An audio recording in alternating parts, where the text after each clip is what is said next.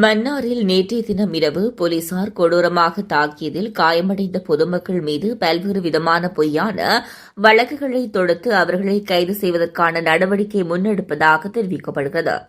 நேற்றைய தினம் போராட்டத்தில் ஈடுபட்ட பொதுமக்களை போலீசார் கொடூரமாக தாக்கிய நிலையில் தாக்குதலுக்கு உள்ளாகி காயமடைந்து பொதுமக்கள் அவசர ஆம்புலன்ஸ் சேவையூடாக மன்னார் பொது வைத்தியசாலையில் அனுமதிக்கப்பட்டு சிகிச்சை பெற்று வருகின்றனர்.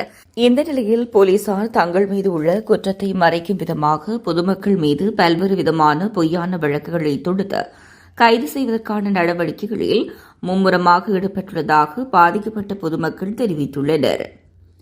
குறிப்பாக மன்னார் வைத்தியசாலையில் சிகிச்சை பெற்று வரும் நபர்களை கைது செய்ய நடவடிக்கை எடுத்துள்ளதுடன் மேலும் போராட்டத்தில் முன்னின்று செயற்படும் சமூக செயற்பாட்டாளர்கள் சிலரை கைது செய்வதற்கான நடவடிக்கையை முன்னெடுத்து வருகின்றனர். இவ்வாறான நிலையில் அமைதியான மக்கள் போராட்டத்தில் பெண்கள், மத குருக்கள், பொதுமக்கள் மீது கண்மூடித்தனமான தாக்குதலை மேற்கொண்ட போலீசார் மீது சட்ட நடவடிக்கை மேற்கொள்வதற்கான செயற்பாடுகளை போராட்டக்குழு முன்னெடுக்க உள்ளதுடன் மனித உரிமை ஆணைக்குழு மற்றும் போலீஸ் முறைப்பாட்டு பிரிவிலும் முறைப்பாடு மேற்கொள்ள உள்ளமை குறிப்பிடத்தக்கது.